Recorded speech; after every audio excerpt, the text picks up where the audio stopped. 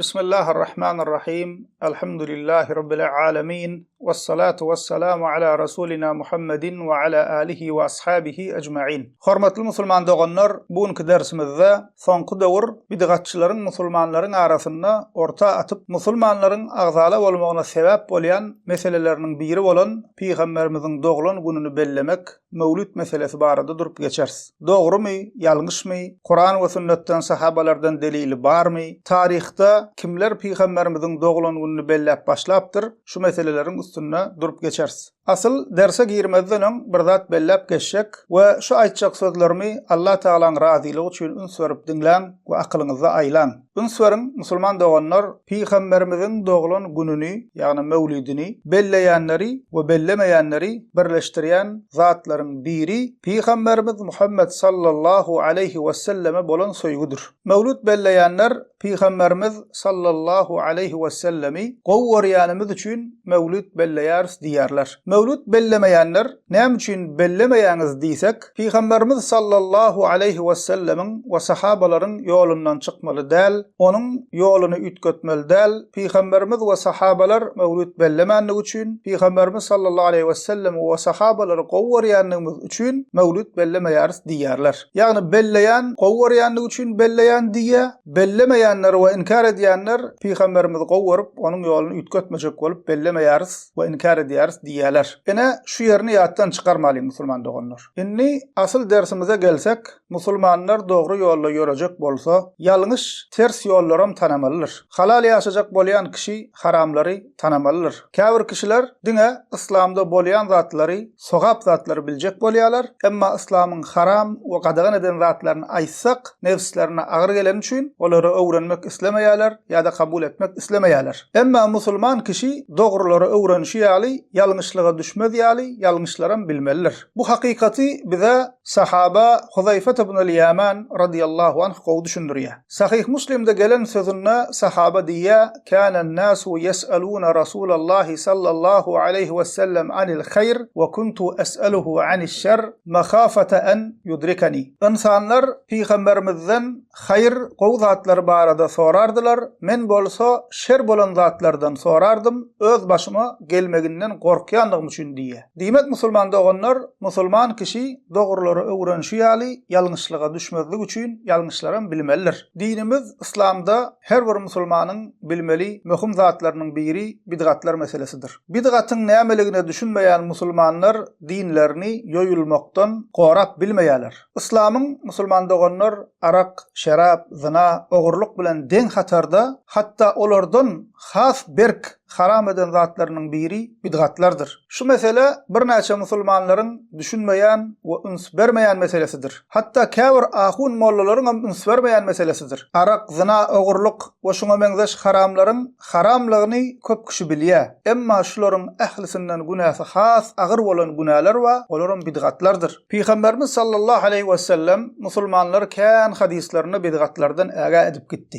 Peýgamberimiz sallallahu aleyhi we sellem her cuma hutbesinde musulmanlary bidgatlardan äge edip durýardy. Hatda musulman doganlar bu mesele şeýle bir ähmiýetli mesele, akida, inanç baradaky kitaplarymyzyň ählisine diýen ýaly belläp geçilýär. Ýani musulman doganlar gowy düşüneliň. Allaha we Peýgambere imany öwredýän akida, inanç kitaplarymyzyň agla we bölegini Allah we Peýgambere iman bilen deň hatarda bidgatlaryň üstünde durup geçilýär. Bidgatyň nämeligine düşünmeýän kişiler hakyky islamy tanap bilmeýärler. Bidgatyň nämeligine düşünmeýän jahil musulmanlar islamy ýoýulmakdan, islamy bozulmakdan gorap bilmeýärler. Bir ýurtda hakyky islam ýitýän bolsa, musulman doganlar şonuň uly sebäpleriniň birem olaryň arasynda bidgatlaryň ýaýramagydyr. Ünsüriň bidgatlar diniň adyny ullanyp döredilen ýasama dindir. Bidgatlar Peýgamberimiz bilen tersleşmekdir. Peýgamberimizden öňkü geçen peýgamberleriň ümmetleriniň hak ýoldan azyp, peýgamberleriniň öwredip giden dogry dinlerinden azaşmaklarynyň uly sebäpleriniň biri musulman doganlar dinlerini ýoýup bidgat çykarmaklarydyr. Şonuň üçin Peygamberimiz sallallahu aleyhi ve sellem ümmetini bidgatlardan, dine, täze zatlar goşmaktan berk äge edip gitdi. Indi bir yer diýmek mümkin bidgat erwat zat eken düşündik. Bidgat näme? Bidgatlar musulman doganlar insanlaryň Kur'an sünnetten delilsiz, sahabalardan delilsiz, sogap mukadip dine goşan zatlarydyr. Dine täze zatlar goşmakdyr ýa-da bar bolan bir zat ütgetmekdir. Misal üçin bidgatlara, dine täze goşulan zatlara şigalardan misal berelin. Şigalar akidalaryny ütgedipdirler. Sahabalara söwýärler, hatda kafir diýýärler. Allah Taala ýalvarşlary ýaly ölülere ýalwaryp olardan hajatyny dileýärler. Yetiş ya Ali, medet ya Ali, medet ya Fatıma, ya Hasan diýip ölüp gidenlere ýalwarýarlar, olardan dilek edýärler. Aýşe enemize töhmet atyp söwýärler. Şigalar täret'i ütgedipdirler. Şigalar täret alanlaryny aýaklaryny ýumaýarlar. Hatda täret alanda aýagyny ýuwsaň namazyň batyl bolýar. Olara görä azana ütgedipdirler musulman doganlar. Eşhedü enne Muhammeden Rasulullah sözünden sonra azana eşhedü enne Aliyen veliyullah sözüni goşupdurlar. Şigalar 5 wagt namazy ütgedipdirler. 5 wagt namazy 3 wagtyny edip okaýarlar. Namazda secde edenlerine, maňlaýlaryna ýasy möhür diýilen daş goýup şoňa secde edýärler. Şigalar nikahny ütgedipdirler. Wagtlaýynça nikah goşupdurlar. 1 sagatlyk, 3 günlük, 5 günlük nikah giyýärler. Mutenikah diýilýär. İslamda haram bolan zat bu. Bu musulman doganlar şoňa meňzeş yüzlerçe, müňlerçe misallar bar. We wagtyň geçmegi bilen İslam ady bilen özlerini ýasama hakyky bolmayan şigalyk atly din ýasanypdyrlar. We bunyň üstesine özlerini hak ýolla emma hakyky musulmanlary adaşan hasaplaýarlar. We ünsür musulman doganlar şu zatlar nädip boldy? Birden bolmady. Ýuwaş-ýuwaşdan İslama bir zatlar goşdular, aýyrdylar, ütgetdiler. O wagtyň geçmegi bilen bidgatlaryň netijesinde Peygamberimiziň öwreden İslamyndan başga bir ýol emele geldi. Bu şigalardan misal. Bizim sünnilerimiziň içinde de musulman doganlar şoňa meňzeş misallardan müňlerçe misal bar. Akida, namaza, oraza, haja, sadaka, ýasa, nikah goşulan bir sürü dinden bolmayan zatlar bar. Her hil cemaatlar, tarikatlar, toporlar emele geldi we dinin adından biri-birinden ütköşük zatlar orta atyp başladylar. Emma hemişe hak ýolly bir topor Peygamberimiziň we sahabalaryň ýoluny ýitirmän geldi we kıyamete çenli bar boljakdyr. Peygamberimiz sallallahu aleyhi ve sellem bize bunu haber verdi. Sahih Müslim'de, Sahih Buhari'de gelen hadisinde Peygamberimiz sallallahu aleyhi ve sellem diye "La tezalu taifetun min ummeti zahirina alel hak." Ta Allah Taala'nın emri gelýänçe ümmetimden bir topor hak ýolly boljakdyr. Olary ýardamsyz goýanlar olara ziyan berip bilmezler diye. Bu hak ýollaky topora musulman doganlar Ähli sünne wel cemaat diýilýär. Ähli sünne wel cemaat İslamy ütgetmän akidada, ibadetlerde, hökümlerde İslamy Peygamberimizden we sahabalardan gelişi ýaly edip tutýan musulmanlardyr. We dünýäde näçe dogry ýollan adaşan bidgat toporlar bar bolsa, hemmesi Ähli sünnede düşmandyr. Bidgatlar musulman doganlar sünnetiň tersidir. Şonuň üçin Peygamberimiziň we sahabalaryň ýolunda ýörejek, hakyky İslama amel etjek diýen ihlasly her bir musulman sünnetlere öwrenmelidir, bidgatlarym tanamalydyr. Dine täze zatlar goşmak musulman doganlar bidgatlar çykarmak haramdyr. Hatda musulmanlaryň bidgatlary düşmegi şeytan üçin musulmanlaryň araq içmeginden, zina etmeginden, adam öldürmeginden şeytan üçin has gowdur. Näme üçin şeytan musulmanlaryň beýleki haramlardan beter bidgatlara düşmegini isleýär. Bu hakykaty bize Sufyan-ı-Thawri haber berýär. Sufyan-ı-Thawri kim musulman doganlar plan alim, plan pir, plan şeyh del. Sufyan-ı-Thawri tabi'inlerden, kakasy hem tabi'inlerden. Tabi'in sahaban okuwçysy, tabi'in sahaban okuwçylaryň okuwçysy diýmek. Yani Peygamberimizden sonra 3-nji nesil musulmanlardan, mujtehitlerden, muhaddislerden, ewliyalardan, i'tikad ähli sünne wel cemaa atly eserde Lalakaiyning we başga da kitaplarda Sufyan-ı-Thawriň şu söze getirilýär. We bize näme üçin şeytanyň beýleki haramlardan beter musulmanlaryň bidgatlara düşmekligini gowwarýandygyny düşündirýär. We diýär, bidgat iblis üçin günah haram işlerden has gowdur. Çünkü günah haram işlerden tövbe edilýär, emma bidgatlardan tövbe edilmeýär diýär. Yani näme diýmek musulman doganlar? Araq içýän, zina edýän adam sogap we diniň buýran zady diýip etmeýär. İmanly adam bolsa günah we haram diýär. Bizem bir gün taşlarsyýar. Biz ýalňyşdyk, siz bir ýalňyşman diýär. Emma bidgatlara alanan kişiler, bidgatçylar edýän bidgatlaryny dine ýönkäp, diniň ady bilen Allah we Peygamber adyny ullanyp, sogap diýip edýär. We başgalaryny şoňa çagyrýar. ve sogap diýip edýänlik üçin toba etmek asla kellesine gelmeýär. Şeytan bidgatlaryň üstü bilen şeýle bir tuzak gurup dur musulmanlara haram zady sogap diýip edip dur. Edilen şigalardan misal verdik. Dini ütkedipdirler, tersine vurup goýupdyrlar köp zatlary. Emma ýene de şu ýollaryna dogry we sogap diýerler we özlerinden bolmaýanlara azaşan hasap edýärler. Şonuň üçin bidgatlar iblis, şeytan üçin günahlardan, haramlardan has gowdur diýär. Peygamberimiz sallallahu aleyhi ve sellem dogry ýolda bolmak üçin bize Kur'an sünnete, sahabalarynyň ýoluna berk yapışmagy we bidgatlardan äge bolmak wesiýet edip gitdi. İmam Malik Muvattasynda gelen hadisinde Peygamberimiz sallallahu aleyhi ve sellem diýär: "Taraktu fikum emreyn len tadillu ba'dahuma, kitaballahi azza ve cel ve sünnete nebiyhi sallallahu aleyhi ve sellem." Ey ümmetim, men size iki zat goýup gidýäryn. Şolara eger seňiz dogry ýoldan adaşmarsyňyz, Allah Taala'nın kitabı Kur'an-ı Kerim we sünnetim diýär.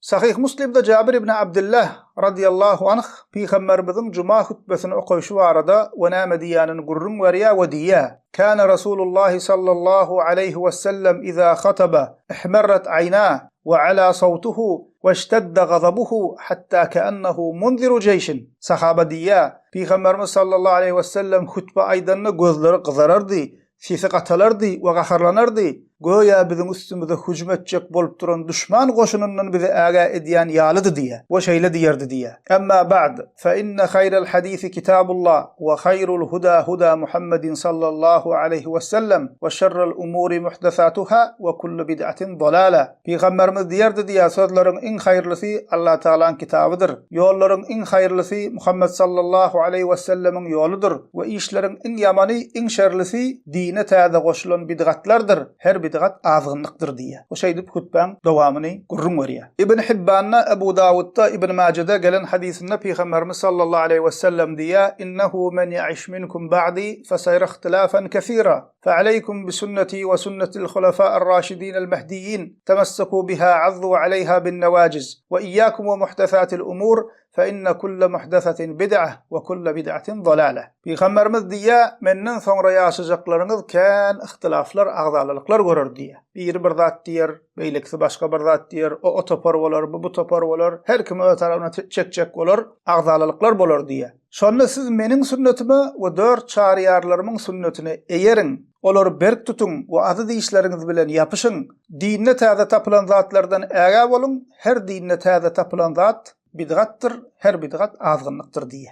Alimlerimiz diýerler, musulman doganlar, bu hadis Peygamberimizin mucizalarynyň diye. Çünkü ümmetiniň başyna bid'atlaryň geljegini Peygamberimiz öňünden habar berýär we onuň dermanynyň bize öwredýär. Dogry ýolda boljak bolsak, hakyky islama erjek bolsak näme etmeli? Peygamberimiz diýär: "Sünnetime we dört çaryarlaryň sünnetine berk yapışın diye. Temessakû biha. Yöne tutun diye nok. Berk yapışın diye. Ve azzu aleyha bin nevaciz. Ve Peygamberimiz misal veriyor. Azı deyişlerinizle yapışın. Peygamberimiz sallallahu aleyhi ve sellemin yoluna eğermek musulman doganlar hadis kitaplarını kucaklap yatmakla ne bolmaya? Peygamber sallallahu aleyhi ve sellemin ve sahabalaryň yoluna eğermek, şonun diyen zatlaryny, bize görülle bolan zatlaryny ütkötmän bolşy ýaly amal etmekle mümkin bolýar. Ve buna goşmaça Peygamber sallallahu aleyhi ve sellem bize açıklap aýdýar. Dinne täze tapylan zatlardan äge bolun diye. Näme üçin dinne täze tapylan zatlardan äge bolmaly, serasap bolmaly? Çünkü şu zatlar musulmanlara agzala edýär. Şu zatlar musulmanlary bölýär,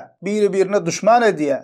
Dinne täze tapylan zatlardan äge bolun. Her dinne täze tapylan zat bid'attyr, her bid'at azgınlıktır diye. Unsur musulman doganlar dinin gurrungy diye, dünýäwi maşynyň, uçaryň, motoryň, telefonyň gurrungy däl, bular dünýäwi zat. Dinin gurrungy diye. Dine täze zat goşmak bolmaýar. Abu Davud'da, Tirmizi'de, Ibn Majah'da gelen hadisinde Peygamberimiz sallallahu aleyhi ve sellem diýär: "İftaraqatil yahudu ala 71 fırqa ve iftaraqatin nasara ala 72 fırqa ve sataftariku hadihi'l ummetu ala 73 fırqa kulluha fi'n-nar illa wahida." Qila man hiya ya Resulallah? Faqala sallallahu aleyhi ve sellem: "Men kana ala misli ma ana alayhi ve ashabi." Yahudiler 71 topara bölündiler, Hristiyanlar 72 topara bölündiler, bu ümmet 73 topara bölünür ve olaryň birinden başgasy dowlukdadyr diýe. Ýani musulman doganlar, Peygamberimiz sallallahu aleyhi ve sellem ümmetiniň içinde her hilek dogry ýoldan azan, öz ýolundan we sahabalarynyň ýolundan azaşan ters akymlaryň boljakdygyny bize habar berýär.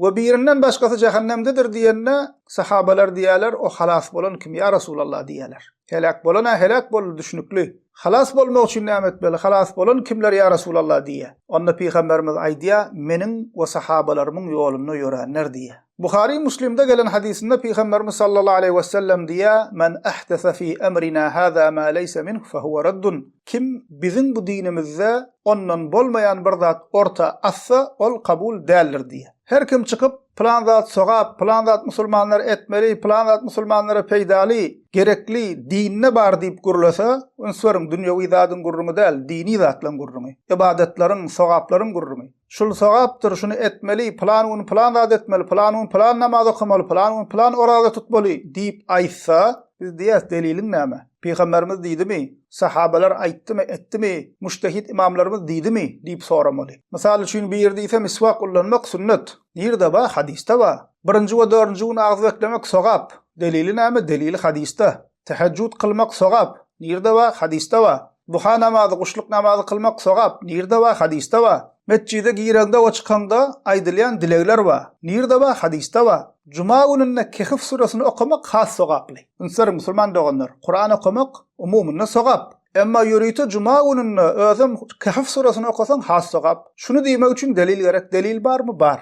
Ine musulman doganlar ähli ibadetlerimiz şu ornuşda bolmaly. Arkasynda delil bolmaly. Allah aýdan bolmaly, Peygamberimiz diýen bolmaly, sahabalar edip görkezden bolmaly, mujtehid imamlarymyz bize şonu diýen bolmaly, maslahat beren bolmaly. Din şu ornuşda tutulýar. Emma biri bir zat orta atsa, Kur'anda yok, hadiste yok, sahabada yok, dört mezhebimizde yok, ol dinden bolmaýar. Oňa bidgat diýilýär. Demek musulman doganlar Peygamberimiz sallallahu aleyhi ve sellem bize ümmetine hak ýolda bolmak üçin Kur'an sünnete, selef-i salihinin ýoluna eýermegi we bidgatlardan äge bolmaklygy tawşyrýar. İmam Ahmed ahli sünnetin uly imamlaryndan dört mezhebimizden biri. Usul-us sünne adly akide barada kitabynda diýär, usul-us sünnetu indana at-tamassuku bima kana aleyhi ashabu Rasulillah sallallahu aleyhi ve sellem, el-iqtida'u bihim ve terkul bid'i ve kullu bid'atin fehiye dalala. Sünnetin dinin esasy şulardyr diýär. Peygamberimizin sallallahu aleyhi ve sellemin sahabalarynyň ýoluny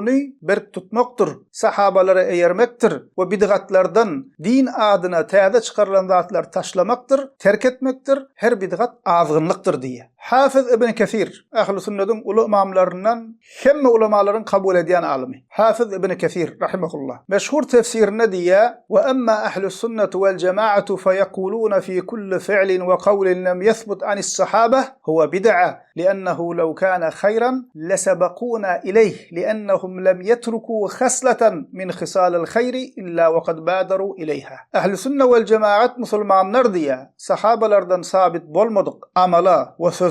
Sahabalardan sabit bolmadyk her amala we her söze. Yani dinne sahabaların etmedik her işine, sahabaların dinine aýtmadyk her sözüne bidgat diýerler. Çünkü ol bidgat, ol iş sonradan tapılan zat, hayırlı bolsa da gerekli bolsa da sahabalar bizden öň ol işi ederdiler. Çünkü olar hayır sogap näme bolsa amal etmek üçin gyssanardylar diýär. Sahabaların ihlasam bizden artyk, imanan bizden artyk, peygambere bolan söýgüsem bizden köprek. Hayır sogap bolsa sahabalar bizden öň edýärler we etdilerem. Eger sahaba bir zady amal edip bize görelle bolmadyk bolsa, oňa ahli sünnet we cemaat bidgat diýär. Ene musulman doganlar peygamberimizin we alimlerimizin bidgat barada aýdanlaryna misal. Bular musulman doganlar kitaplarymyzda bidgat barada aýdylanlardan entek bir damja. Kän hadisler we ulamalaryň bunyň üstünde ýazan kän kitaplary bar. Emma şu ýerine ünsüren musulman doganlar, käbir jahil soplar, hususan biziň ýurtlarymyzda bidgatlardan äge bolmaly diýen musulmanlara näme diýerler? Wahhabi diýip at takýarlar. Aslyny özleri bilmän peygamberimize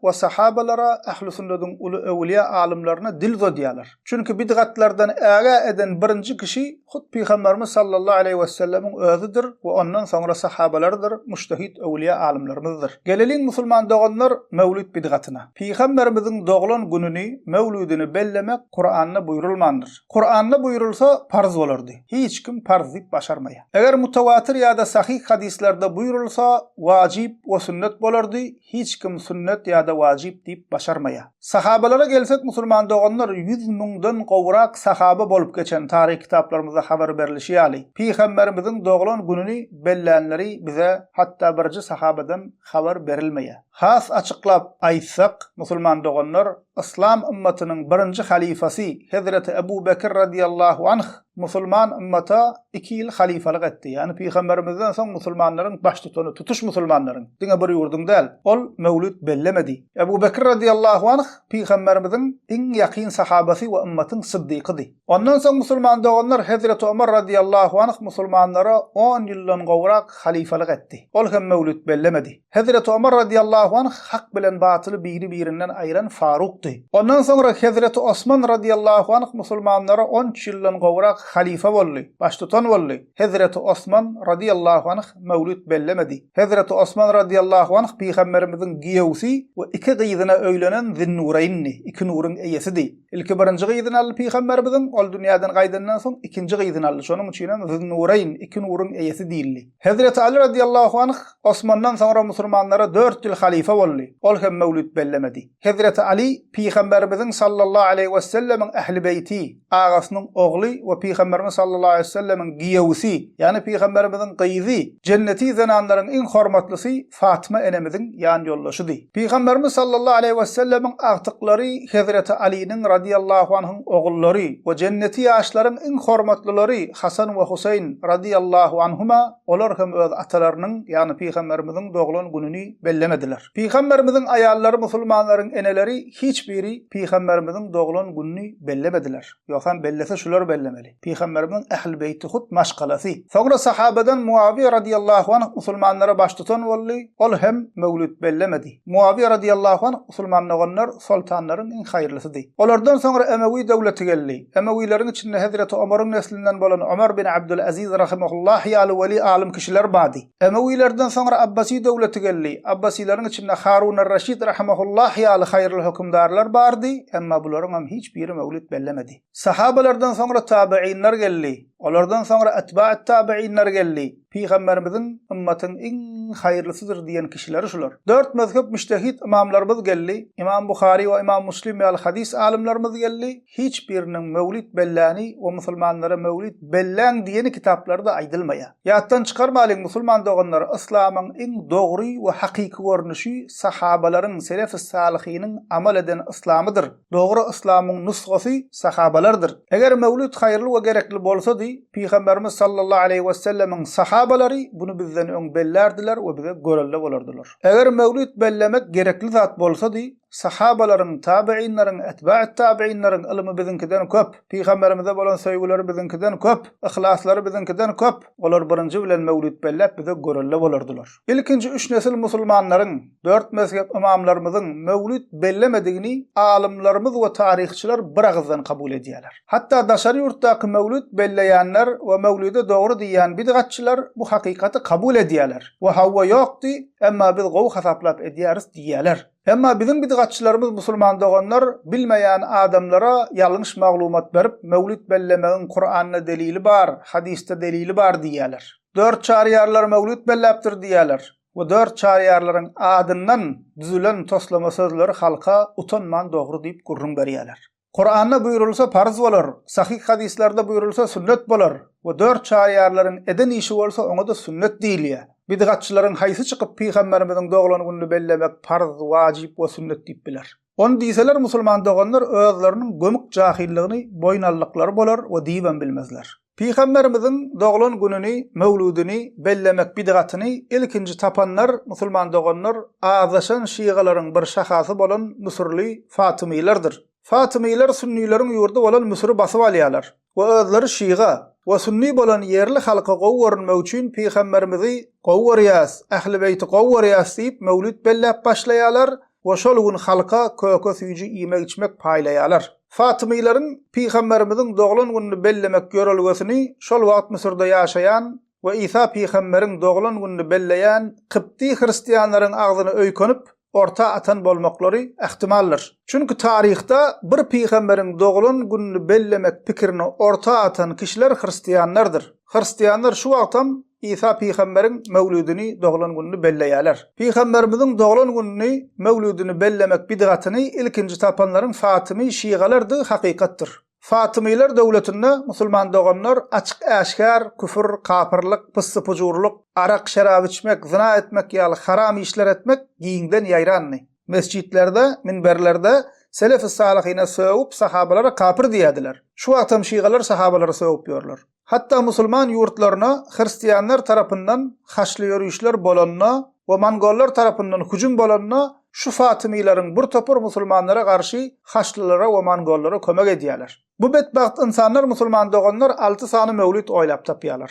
Peygamberimiz sallallahu aleyhi ve sellemin mevlüdi, Hazreti Fatymanyň, Hazreti Ali'nin, Hasan we Husaýnyň we öz hükümdarlarynyň mevlütlerini belleýärdiler we şol günlerde halka iýmek içmek paýlaýardylar we bu ýörelge şeýdip dowam edip başlaýar. Sonra emirlerden biri bolan El-Afdal ibn Emirul Juyush tarapyndan mevlüt bellemek ýatyrylyar. Sonra bu ýörelgäni halk unutdy diýilende ondan sonra gelen bir emir täzeden bellep başlaýar. Ene musulman doganlar Peygamberimiz sallallahu aleyhi ve sellemiň doglan gününi bellemeklik ýörelgesini başlan kişiler şu şiğalar. Sonra sünnilerin içinde käbir bidgatçy soplar mevlid bidgatyny bellep başlaýarlar. Hususan sünnilerin içinde Irakda ýaşap geçen soplar birinji bolup mevlid bellep başlaýarlar. Bidgatçy soplaryň şiğalaryň tapan mevlidini ýöretmekleri düşünseler özleri üçin uly aýypdyr we ýüzgaralykdyr. Sahabalaryň edeni işi däl, mujtehid imamlarymyzyň edeni işi däl, hadis imamlarymyzyň edeni işi däl, sahabalara söwüp ýören, Peygamberimiziň maşgalalaryna dil ýetirip ýören, haramlyk edip ýören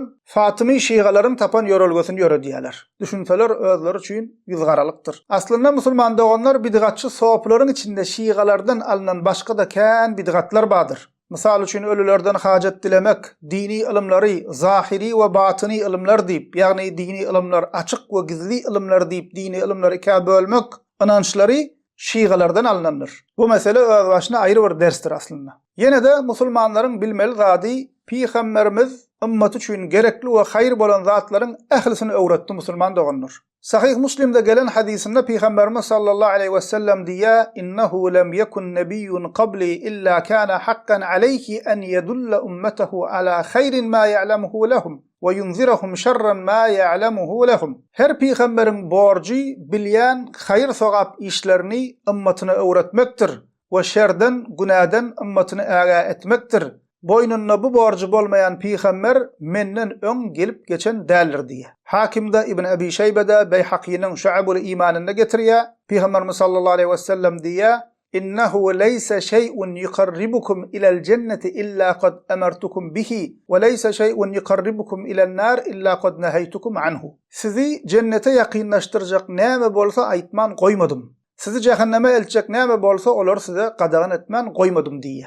Yani musulman doganlar peygamberler ümmetlerine gerekli bolan hayır sogap işleri, cenneti kazanmaklary üçin gerekli bolan näme bolsa öwredip geçdiler. Edil şonuň ýaly ümmetlerine şerli, günah we dowzaha girmeklerine sebäp boljak zatlardan hem ümmetlerini äge etdiler. Sahih Müslim'de gelýär, sahaba Salman radiyallahu anhuň ýanyna müşrikler gelip şeýle diýerler. Qila lehu qad allamakum nabiyyukum sallallahu aleyhi ve sellem kulla şey'in hatta al-qira'ata. Qal: "Ajal لقد نهانا أن نستقبل القبلة لغائط أو بول أو أن نستنجي باليمين أو أن نستنجي بأقل من 3 أحجر أو أن نستنجي برجيع أو بعظم." Müşrikler Salman radıyallahu anh'ın yanına gelip diýerler, "Size peygamberiniz hemme zady öwretdimi? Hatta täret edewneçeni öwretdimi?" diýip soraýarlar. Salman radıyallahu anh diýär, "Hawa, ol bize uly ýa-da kiçi ayak ýoluna gidemizde kıbla tarapy öwrülmegi gadagan etdi. Sınjy alamyzda sag eli ulanmagy we 3 daşdan az daş ulanmakly gadagan etdi we tezek we sunk bilen sınjy almaklygy gadagan etdi" diýär. Tabarani'nin Mu'camul Kebirinde gelýär, sahaba Ebu Zer radıyallahu anh diýär, "Tarakna Rasulullah sallallahu aleyhi ve sellem ve ma ta'irun yuqallibu cenahayhi fil hawa'i illa ve huve yuzakkiruna minhu ilmen." Peygamberimiz sallallahu aleyhi ve sellem bize şeýle bir ýolda goýup gitdi. Hatta asmanyna qanat qakyp uçan guşlar barada şolary deýişli bize ilim berdi diýär. We diýär, Peygamberimiz şeýle diýdi: "Ma baqiya şey'un yuqarribu minel cenneti ve yuba'idu minen nar illa ve kad buyyina lekum. Sizi cennete yakınlaştıran näme bar bolsa we sizi dowzakdan uzaklaşdyrjak näme bar bolsa size beyan edilli, açıklanny, öwredilli diye. İbn Majah Ahmed'de gelen hadisinde Peygamberimiz sallallahu aleyhi ve sellem diye taraktukum alel mahajjatil bayda'i leyluha kenahariha. Men size gijesi günnüz ýaly ýagty nurana ýolda goýup gittim diye. Demek musulman doganlar bu ýagty ýolda azaşman ýöremek üçin Peygamberimiziň wesiýetini eýerip Kur'an sünnete we sahabalaryň ýyzyny eýermeliler. Emma bidgat ýollaryň günnüzem gije ýaly garankylykdyr, bulaşykdyr. Demek musulman doganlar bu aýdylanlardan, bu hadislerden we sahabalaryň sözünden nämäni öwrendik? Peygamberimiz sallallahu aleyhi ve sellem ümmetine hajathana edebine çenni, hatta havada uçan kuşların hükmüne çenni, halal mi, haram mi, eti iyliya mi, iyilmeya mi, havada uçan kuşların hükmüne çenni, bize gerekli ilimleri cikmecik öwredip geçti. Ümmetinin cenneti kazanmak için näme amallar etmeliligini öwredip geçti. Bize Allah Taala'nın razılığı bar ibadetleri ve sünnetleri aýtman, öwretmän goýmady. Eger bu bidgatçylaryň diýişi ýaly mevlüt ullukan sogap we ümmete gerekli zat bolsady, musulman doganlar, hatta bularyň diýişi ýaly mevlüt okalýan ýerik peýgamberiň ruhy gelýän bolsa, perişteler gelýän bolsa, ol ýerde goýulýan zatlarda şifa bolsa, Peygamberimiz we sahabalary bu zatlary ümmetinden gizlerdimi? Aýtman, öwretmän goýardymy? Eger bu mevlüt dinine bolsady, Peygamberimiz bize onu hukman öwrederdi we sahabalarym özünden soňraky nesillere ýetirerdi. Emma bu barada musulman doganlar ayet ýok, hadis ýok. 100 000dan gowrak sahabanyň hiç birinden Peygamberimiziň doglangyny bellän barada habar ýok. 4 mezhep imamlarymyzam mevlüt bellemendirler. Ýene de musulman doganlar her bir musulmanyň bilmeli möhüm zatlarynyň biri İslam dini kamil dindir. We Peygamberimiziň wagtynda İslam kamil boldy we tamamlandy. Allah Teala bu barada Maide suresinin 3. ayetinde diye "El-yevme ekmeltu lekum dinakum ve etmemtu aleykum ni'meti ve raditu lekumul İslam dina." Bugün sizin dininizi kamil ettim ve size din nimetimi tamamladım ve size din hükmünü İslam'dan razı boldum diye Allah Teala. İslam musulman doganlar kamil ve kemsiz dindir. İslam Peygamberimizin wagtynda Allah Teala tarapyndan kamil edildi. Kamil we kemsiz dine sonradan bir zatlar goşmak bu dinne kemlik bar diýmekdir. Dine bir zatlar goşýanlar musulman doganlar dili bilen diýmese-de amaly bilen bu zat öň ýokdy. Ýöne biz gowy hasaplap edýäs we diniň üstüne goşýarys diýdikleri bolýar. İmam Şatibi'nin İhtisam adly eserinde İmam Malik'in şu sözünü getirýär. Men ibtada'a fil islami bid'atan yaraha hasana faqad za'ama anna Muhammeden khana ar-risala li'anna Allah yaqul el-yevme ekmeltu lekum dinakum ve etmemtu aleykum ni'meti ve raditu lekumul İslam dina fema lem yekun yevme izin dinen fela yekunul yevme dina. İmam Malik diýär musulman doganlar üns berip dinlen kim gowy hasaplap İslamda bir bidgat çykarsa Muhammed sallallahu aleyhi ve sellem öz peygamberlik wezipesine hıyanet etdi, doly yerine yetirmedi diýdigi bolar diýär. Çünkü Allah Teala diýdi, bugün sizin dininizi kamil ettim ve size din nimetimi tamamladım ve size din hükmüne İslam'dan razı boldum diýär. Ve ondan soň İmam Malik dowam edýär. Ol gün, yani Peygamberimiz sallallahu aleyhi ve sellemin dininde bolmayan zat bugün hem dinden bolup bilmeýärdi. Din her 100 ýylda bir üýtgäp duran, üstüne bir zat goşulyp çykarylyp duran zat däl musulman doganlar. Näme etmeli, nähile etmeli, näme ibadetler we näme sünnetler we näme sogaplar we hemmesini Peygamberimiz sallallahu aleyhi ve sellem bize öwretdi we din kamil boldy. Kamil zadyň üstüne bir zat goşulmaýa, bir zat çykarylmaýa, bir zadyny üýtgedilmeýä. Eger musulman doganlar bu bidgatçy sowaplar kafirleriniň diýişi ýaly şol güni bahanalap dini gurrunlar edip Peygamberimiz barada gurrun edýäs diýip şunun üstüne hiç zat goşman duran bolsadylar, emma bunu etmediler. Başta näme diýip başladylar? Biz Peygamberimiziň doglan gününe Peygamberimiz barada gurrun edýäs, Kur'an okap dogadylak edýäs, salawat aýdýarys diýdiler. Soňra ol bir gün bir aýa çykdy. Soňra waka mevlüt günü däl mevlüt aýy boldy. Soňra ol gün Mevlüt bayramy diýip başladylar. Musulmanlaryň Ramazan we Gurban bayramynda biri-birini gutlaýşlary ýaly Mevlüt aýyňyz we Mevlüt bayramyňyz gutly bolsun diýip biri-birini gutlap başladylar. Ki bilýäňiz musulmanlaryň Ramazan we Gurban bayramy diýip iki san uly bayramlary bar. Ondan başga biziň uly bayramymyz ýok. Biram hepdelik keçecek Juma günümiz bar, kiçi bayramymyz bar. Soňra musulmanlar 10 aý boýunça Mevlüt bellemeli diýip başladylar. Soňra bahana bolsa Mevlüt belle bermeli diýdiler. En soňunda bidgatçy ahunlar çykyp näme diýdi? Towuňyz guzlasa da mevlüt belläň diýip çygyryp başlady. Käbir bidgatçylar musulman doganlar peýgamberimiziň mevlüdi diýip başladylar. Pirleriniň hem mevlüdini doglan gününi belläp başladylar. Hatta käbirler musulman doganlar şeýle bir öte gitdiler. Peýgamberimiziň doglan gününi mevlüt bellemek Kadir gecesinden hem gowy diýip Allah Taala Kur'an-ı Kerimde Leyletul Kadri hayrun min elf şehr, Kadir gecesi müň aýdan haýrlydyr diýen aýatynyň hem öňüne geçip başladylar. Soňa waka musulman doganlar internetde yglan berip, plan mesjidde mevlüd okaljakdyr. Zenanlaram gelsin diýip ýörüýte zenanlaram çagyryp başladylar. Zenanlara 5 wagt namazyna barmak biziň mezhebimize görä mekruh diýilipdir. Cemaata 5 wagt namaza barmak mekruh diýilipdir. Emma bular şeýdip aýallaram gelsin diýip yglan berip başladylar. Bunda da durmadylar. Plan mesjidde Peýgamberimiziň doglan güni münasibetli mevlüd namaz okaljakdyr diýip mevlüd namazam ýasadylar. Soňra saçaklar ýazyp başladylar. Soňra musulmanlaryň namazda duruşýalak dik durup goşgo goýarys diýip uly ses bilen goýulaşmaga başladylar. Soňra mevlüd okalýan ýere Peýgamberimiziň ruhy gelýär diýdiler. Bunda da durmadylar, ýene öte geçdiler. Mevlütde Peýgamberimize ýalwaryp, Allah Taala ýalwaryşlary ýaly Peýgamberimize ýalwaryp şirk goşup başladylar. Hatta mevlütde okalýan goşgularyň içinde bize cehennemden gora verdi Peýgamberimize ýüzlenip başladylar. Peýgamberimizden dile edip başladylar. Amma Peýgamberimiz sallallahu aleyhi ve sellem Buhari'de gelen hadisinde özüni çennine aşa övmekten bizi äge edip gitti. La tuturuni kema atratin nasara ibn Meryem فإنما أنا عبده فقولوا عبد الله ورسوله. Hristiyanların İsa Peýgamber övmekde öte geçişleri ýaly, meni övmekde öte geçmäň, men Allahyň bendesidirin. Sizem Allahyň bendesi we Peýgamber diýin diýdi Peýgamberimiz. Şek ýokdur musulman doganlar, her bir musulman Peýgamberimizi övmelidir we söýmelidir. Boynumyzyň parzydyr. Emma Peýgamberimizi övjek diýip öte geçmeli däl. Peýgamberimize ýok syfatlary Peýgambere ýönkemeli däl. Allah Taalaň syfatlaryny Peýgambere ýönkemeli däl. Allah Taala ýalwaryş dile edişmi diýil Peýgamberden dile etmeli däl. Soňra bular näme diýdiler musulman doganlar? Soňra ol ýerdäki goýlan puly äkidip öýüňe goýsaň, puluň tükenmän köpelip durýar diýip başladylar. Soňra ol ýerde goýlan köke bilen Allah Taala gurlaşýar diýip gördüler. Käbirler şol gün tort bişirip üstüne mevlütlügün, nurlugün diýip şeýdip edil doglanyňyna saçak bedelşýaly bezäp tort bişirip üstüne mevlüt barada bir zatlar ýazyp başladylar. Soňra mevlüt okalýan ýerik perişteler gelýär diýdiler. Soňra 4 çarýarlar gurladyp, 4 mezhep imamlarymyz gurladyp, olaryň adyndan mevlüt barada düzülen sözleri aýdyp başladylar. Hatta çykdy bidgatçy pirleri mevlüdi inkar eden kafirdir diýdi. Ahirinde näme diýdiler? Mevlüdi inkar edýänleriň kalbyna Peýgambere bolan söýgü ýok diýip musulmanlaryň kalby barada gurrun edip başladylar. Ki kalplary Peýgamber hem bilmeýär, bir Allah bilýär. Bir musulmana Peýgamber gowy bermeýär diýmek, musulmana kafir diýmekdir.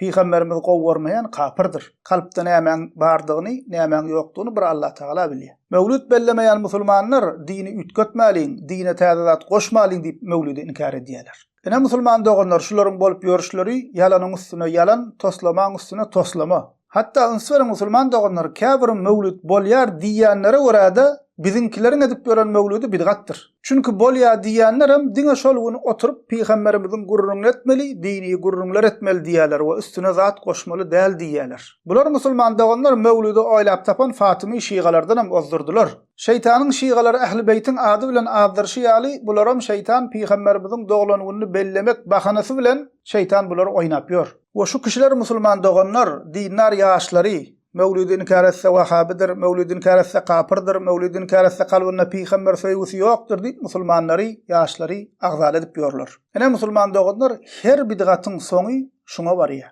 Emma gurlanlaryna bular näme diýip gurlaýarlar? Bizdiň Peýgamberimiz arada gurrun edýärse, ay Kur'an okaýarsa, dilege edýärse, salawat aýdýärsa diýip sadalaşdyryp gurrun berýärler. Kur'an okumak, salawat aýtmak, dilege etmek, Peýgamberimiziň gurrun etmek ýylyň 10 kaý her gün her bir musulmanyň edip durýan zady bu zatlar. Näme şiýgalar mevlüt diýilýän zady oýlap tapmanka musulmanlar Kur'an okamaýadylarmy? Dilege etmeýädilermi? Salawat aýtmaýadylarmy?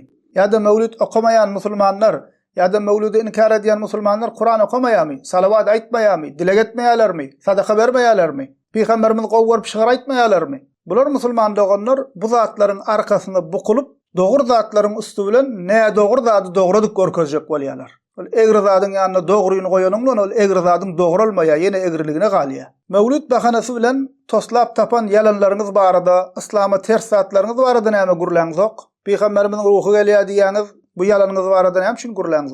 Peygamberimize ýalbarýaňyz, Allah Taala ýalbarşyňyz ýalak. Peygamberimize bizi cehennemden gora diýip ýalbarýaňyz, ol bidatyňyz baradan hem gurlaňyz. Mevlütdäki köke Allah bilen gurlaşýar diýip ýalan sözleýäňiz, bu baradan hem şun gurlaňyz. 4 şariýarlaryň we 4 mezhep imamlarynyň adyndan düzülen toslama sözler halka gurrun berýäňiz, bu baradan hem şun gurlaňyz. Mevlüt namaz diýip namaz oýlap tapdyňyz, bu baradan hem şun gurlaňyz. Zenamlar çağırýaňyz, mevlüde goýas gele wori plan mescide diýip bul edýän şeriaty tersladyňyz, bu baradan hem şun gurlaňyz. Özlerini örtjek bolup, ay biz salavat aýdýarsa, ay biz Kur'an okuyasa diýip şu zatlaryň arkasyna bukylýarlar musulman doganlar. Ünsüriň musulman doganlar Allah Taalany we Peygamberimizi gowwarýan bolsak, näme etmeligini Allah Taala Kur'an-ı Kerimde bize aýdýar. Allah Taala Kur'an-ı Kerimde Al-İmran suresiniň 31-nji aýatynda diýär: "Kul in kuntum tuhibbunallaha fattabi'uni yuhibbukumullah we yaghfir lakum zunubakum." Ey Peygamber diýär olara aýt: Eger Allah Taalany gowwarýan bolsaňyz, maňa itaat edin, şonna Allah Taala sizi söýer we günahlarynızı bağışlar diýär.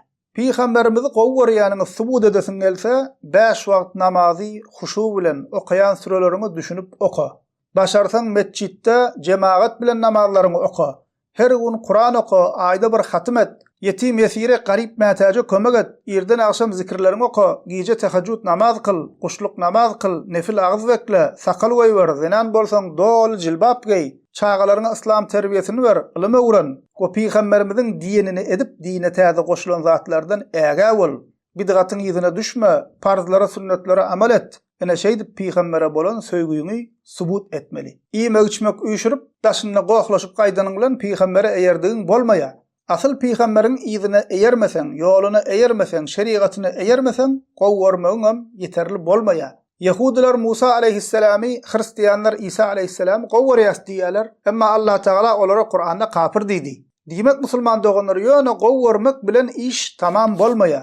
İçini daşyny Peygamberimiziň sünnetine wara düzedip, her günüňi Peygambere wara ýaşasan, aqidan, ibadatyň, toyun, ýasyň, edebiň, ahlagyň, söwdan, işin Peygamberimiziň sünnetine wara tutsaň, tutmak üçin gaýrat etsen, şonda Peygamberimizi hakykatdan hem gowwaryp gadyryny bildigimiz we Peygamberimizi tagzip etdigimiz bolýar musulman doganlar. Allah Taala ählimizi Kur'an, sünnet we sahabalaryň selef-i salihiniň ýoluna jemessin. Allah Taala bizi we neslimizi dini ýoýan bidgatçylardan bolmakdan gorasyn. Alhamdulillahi rabbil alamin.